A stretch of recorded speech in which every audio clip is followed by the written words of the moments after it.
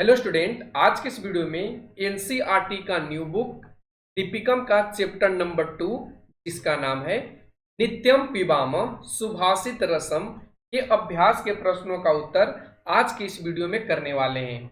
अभी से पहले चैप्टर 1 को हमने पढ़ा दिया है, जो आपको इस वीडियो के डिस्क्रिप्शन में या आपको आई बटन पर लिंक मिल जाएगा, जहां से जाकर के आप देख सकते हैं। तो चलिए आज की इस वीडियो को फटाफट से स्टार्ट करते हैं। चैनल पे नए हैं तो चैनल को सब्सक्राइब कर लीजिएगा, वीडियो पसंद आए तो लाइक शेयर कर दीजिएगा, और अगर आप लोगों को कहीं पे डाउट लगता है तो कमेंट सेक्शन के माध्यम से जरूर पूछिएगा।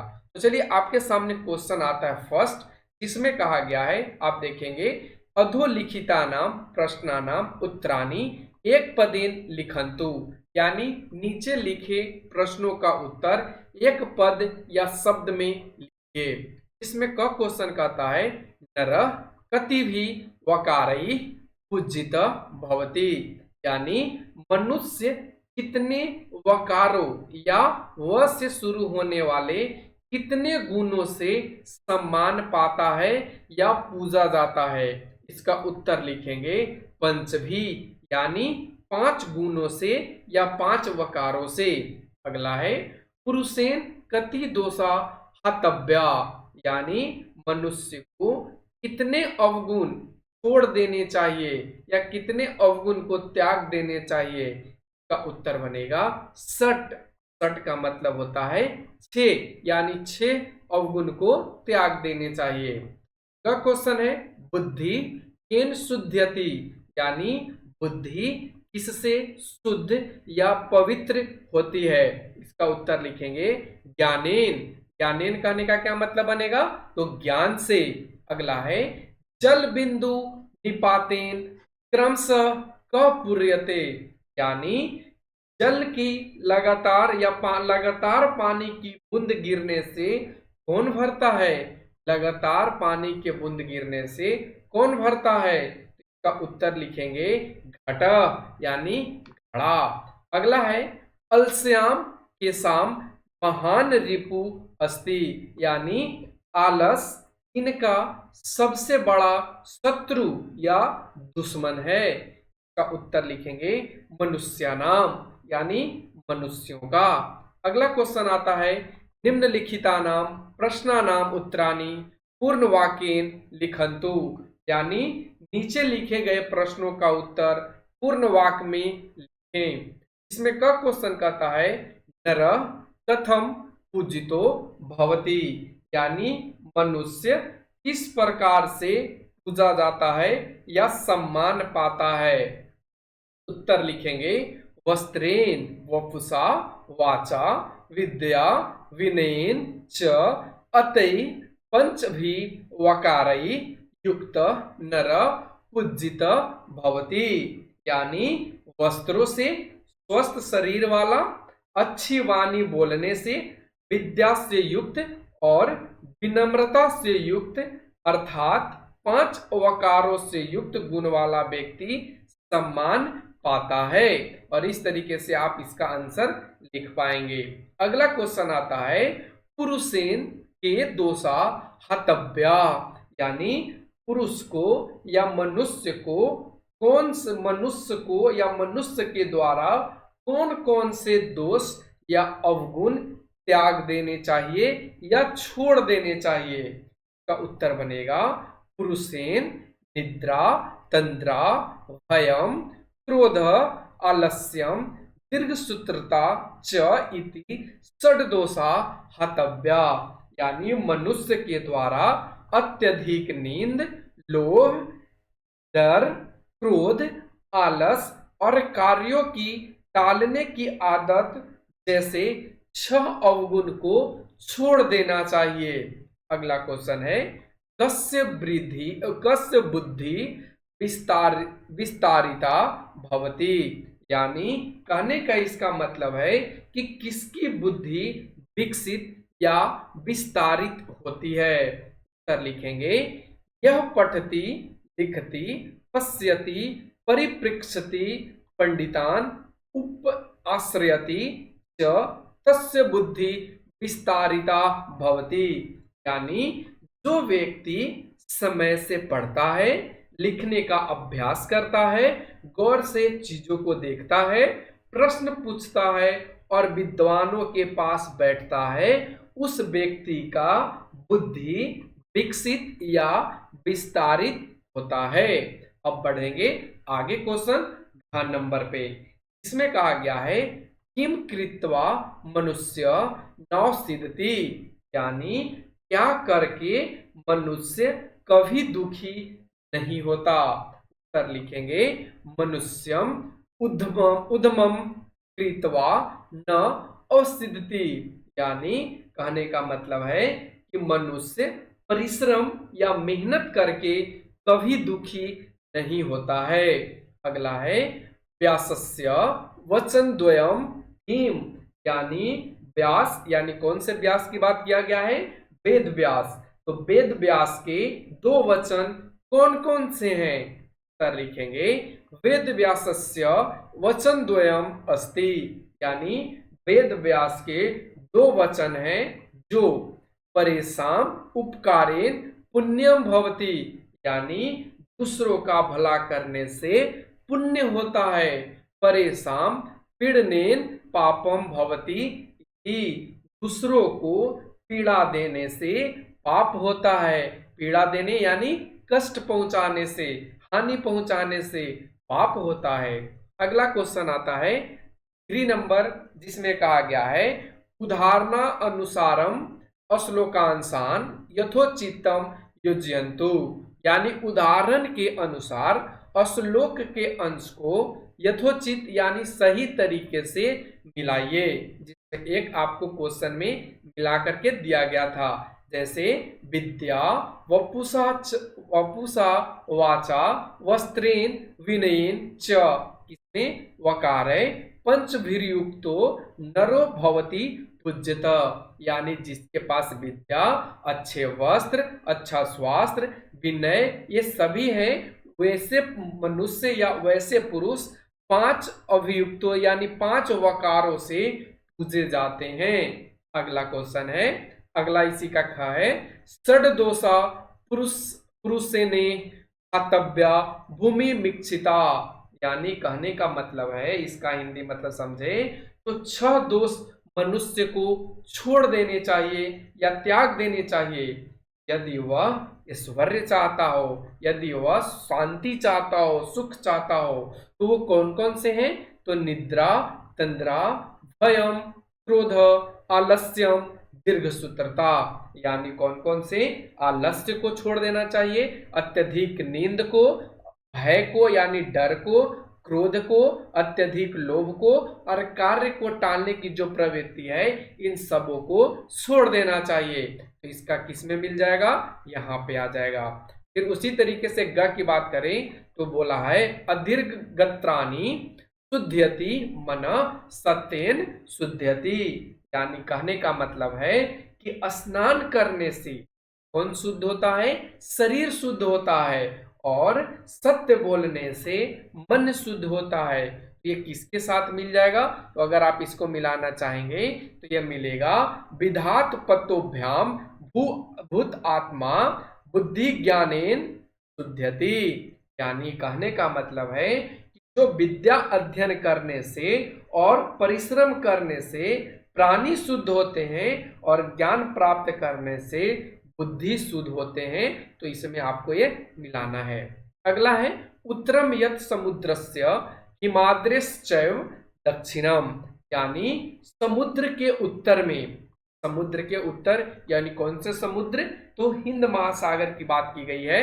तो समुद्र के उत्तर में और हिमालय के दक्षिण में के साथ जाएगा वर्षम तद भारतम नाम भाति यत्र संतति, यानी इसका मतलब बन जाएगा, अगर इसका हिंदी मतलब समझे तो कह रहा है कि समुद्र के उत्तर में और हिमालय के दक्षिण में भारतवर्ष नाम का एक भूभाग है और वहां के लोगों को भारतीय इस नाम से प्रसिद्धि है या इस नाम से प्रसिद्ध है। अगला जल बिंदु निपातेन क्रमशः पूर्यते घट, यानी पानी के एक एक बूंद गिरने से भी खाली घड़ा भर जाता है। तो ये किसके साथ मिल जाएगा? स हेतु सर्व विद्यानाम धर्मस्य च धनस्य च, यानी निरंतर अभ्यास करना ही सभी विद्याओं को प्राप्त करना, धर्म अर्जित करना और धन प्राप्त करने का सही मार्ग है। अब आगे बढ़ेंगे अगला क्वेश्चन। तो अगला क्वेश्चन आप देखेंगे यहाँ पे, निम्नलिखिता नाम प्रश्ना नाम उत्तराणी, ये आपका 4 नंबर है, थोड़ा सा आप सुधार कर लेंगे, ठीक है, ये आप सुधार कर लेंगे, 4 नंबर है। निम्नलिखिता नाम प्रश्ना नाम उत्तराणी पूर्ण वाक्येन लिखन्तु, यानी नीचे लिखे जो प्रश्न हैं उसको पूर्ण वाक्य में आंसर करने हैं। जैसे मधुर वाण्या सर्वे प्रश्ना भवन्ति, यानी इसका हिंदी समझें तो कहा गया है कि मधुर बोलने से सभी प्रसन्न होते हैं। का उत्तर क्या लिखना है? और इसी के जैसा देखिए, इसका यहाँ पे ना थोड़ा सा टाइपिंग मिस्टेक कर दिया है, ठीक है, तो यहाँ पे थोड़ा सा आप इसका हिंदी, क्वेश्चन का मतलब दूसरा है। क्वेश्चन का मतलब है आपका कि नीचे दिए गए वाक्यों के अनुसार समान अर्थ वाले श्लोक के अंश को पाठ से चुन करके लिखना है। इसमें क्या करना है? श्लोक के अंश को पाठ से चुन करके लिखना है, और ये आपका श्लोक का एक अंश रहा और उसी से संबंधित यहाँ पे इसका उत्तर लिखना है। जैसे यहाँ पे कह रहा है कि मधुर बोलने से सभी प्रसन्न होते हैं, उत्तर क्या लिखेंगे कि प्रिय वाक् प्रादानेन सर्वे तुष्यन्ति जंतव, यानी मधुर बोलने से सभी जीव जंतु संतुष्ट होते हैं।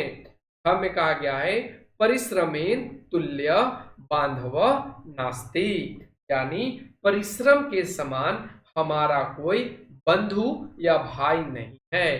तो इसी के जैसा श्लोक आपको लिखना है, तो उत्तर में लिखेंगे नास्त्यो धमो समो बंधो कृत्वा यम नौ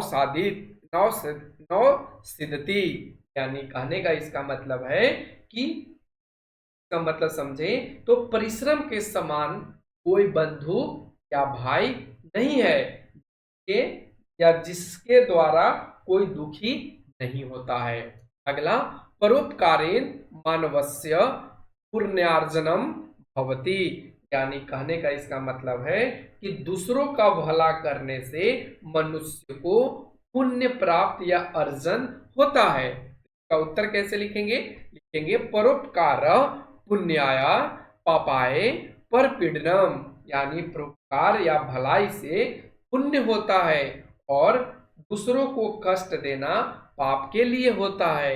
अगला लिखेंगे हिंद महासागरात हिमालय पर्यंतम भारतवर्षम, यानी इसका मतलब है कि हिंद महासागर से हिमालय पर्वत तक भारतवर्ष यानी भारत है। तो इसका कैसे लिखेंगे?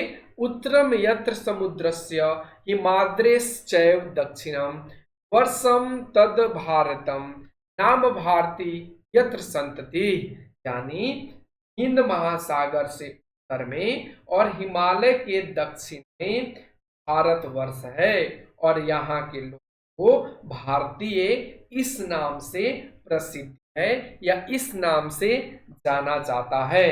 अगला हम आएंगे, अगला क्वेश्चन में कहा गया 5 नंबर में कि अधोलिखिता नाम शब्दानाम उदाहरण अनुसारम पर्याय पदानी लिखन्तु, यानी कहने का मतलब है कि उदाहरण के अनुसार जो आपको यहाँ पे शब्द दिए गए हैं उसके अनुसार आपको पर्यायवाची शब्द लिखना है। तो आइए हम सारे शब्दों का पर्यायवाची शब्द लिखते हैं। जैसे वपु, वपु का क्या बनेगा? शरीरम, यानी शरीर। जलम, तो जलम मतलब जल, जल का बनेगा सलीलम। लोचनम, इसका क्या बनेगा? नेत्रम, नेत्रम का मतलब आंख। धनम, धन। वित्तम, धन। बुद्धि, बुद्धि। मति, बुद्धि। रिपु, तो रिपु का क्या बनेगा? रिपु के मतलब दुश्मन या शत्रु, तो इसका पर्यायवाची शब्द बनेगा शत्रु।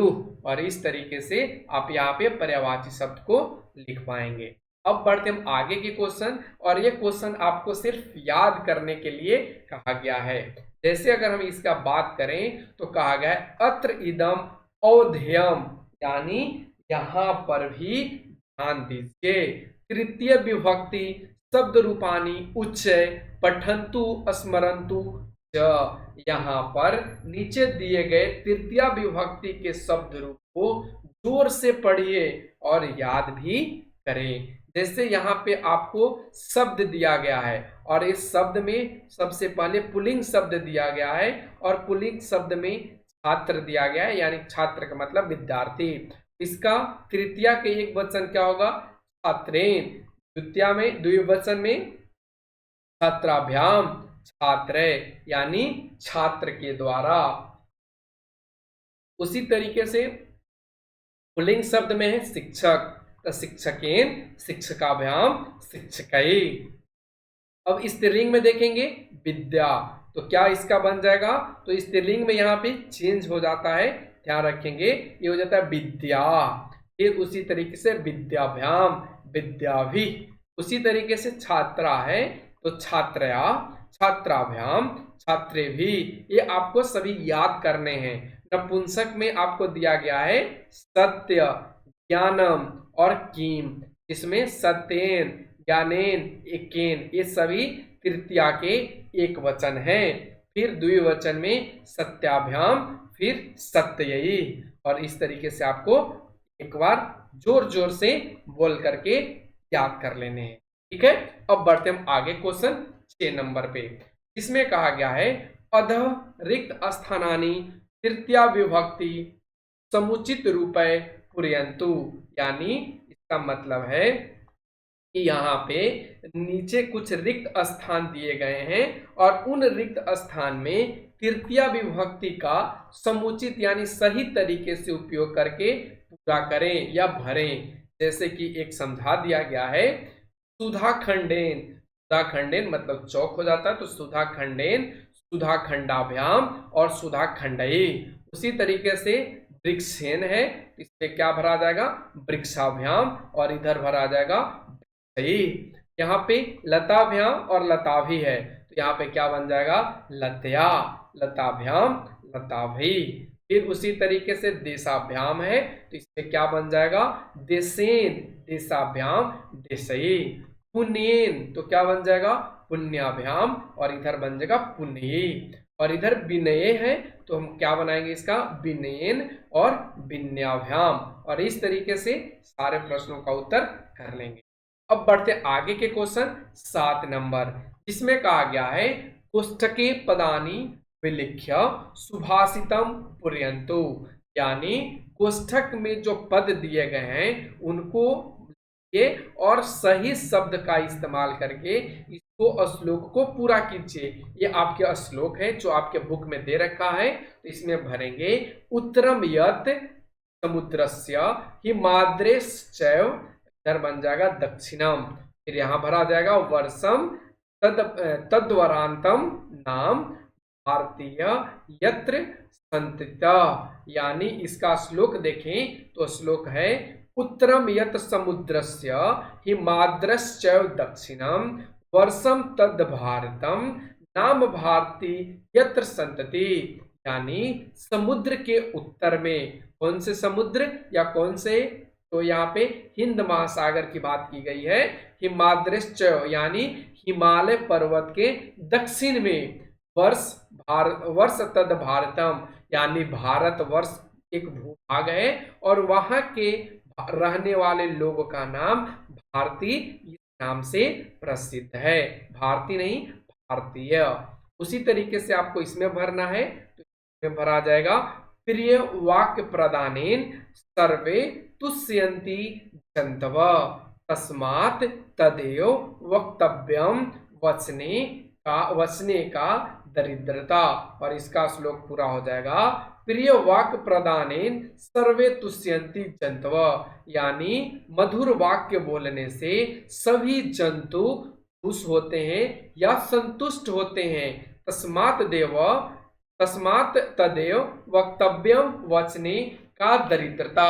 यानी का मतलब हो जाएगा, इसका अगर हिंदी देखें तो इसका ये हिंदी हो जाएगा कि किसी भी बात को यानी अच्छे बात को बोलने में या सही बात को बोलने में दरिद्रता नहीं करनी चाहिए। ठीक है, यानी हमेशा मधुर वाणी बोलना ही चाहिए और बोलने में कोई गरीबी नहीं दिखानी चाहिए, ये इसका मतलब होता है। अब बढ़ते हैं आज के आखिरी क्वेश्चन 8 नंबर पे, जिसमें कहा गया है उपर्युक्तानि सुभाषितानि पठित्वा रिक्त स्थानानि पूरयन्तु, यानी उपयुक्त सुभाषितानि पाठ से रिक्त स्थानों को पूरा कीजिए, यानी यहाँ पे जो अच्छे शब्द हैं वो भरने हैं। जैसे आलस्यम ही मनुष्यानाम शरीर अस्थो खाली जगह रिपुः, तो क्या यहाँ पे भरा जाएगा, तो यहाँ पे भरेंगे महान। अगर इसका हिंदी मतलब समझें तो होगा कि मनुष्यों के शरीर में रहने वाला आलस्य ही सबसे महान या सबसे बड़ा शत्रु है। अगला खाली जगह वचने का दरिद्रता, तो भरा जाएगा तस्मात् तदेव वक्तव्यम, यानी कहने का मतलब है कि इसलिए हमें मधुर वाणी ही बोलनी चाहिए, बोलने में गरीबी नहीं दिखानी चाहिए। अगला है यह पठती लिखती, यहाँ पे परीक्षती आपके बुक में था, लेकिन यहाँ पे सुधार करके पश्यति लिखा गया है ताकि आपका श्लोक सही तरीके से बैठ सके। तो यह पठती लिखती पश्यति परिपृक्षति पंडितानुपाश्रति, यानी कहने का मतलब है कि जो निरंतर पढ़ता है या अभ्यास करता है, लिखता है, देखता है और प्रश्न पूछता है और साथ में विद्वानों के मध्य या बीच में रहता है, उसकी बुद्धि विकसित होती है।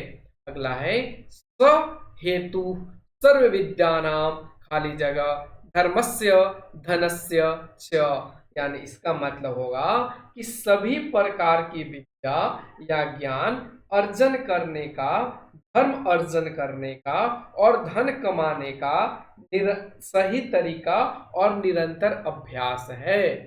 अगला है लास्ट का खाली जगह बुद्धि ज्ञानेन शुद्ध्यति, यानी बुद्धि, इसमें क्या भरा जाएगा विद्यात तपोभ्याम भूत आत्मा, यानी विद्या और तप जिसे परिश्रम कहा गया है करने से प्राणी शुद्ध होते हैं और ज्ञान प्राप्त करने से बुद्धि शुद्ध होती है या तीव्र होती है।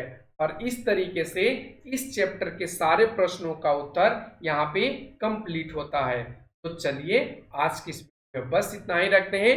कैसा लगा आज का वीडियो, अगर आप लोगों को कोई डाउट रह जाता है तो कमेंट सेक्शन के माध्यम से जरूर पूछें। Thanks for watching, take care, bye bye.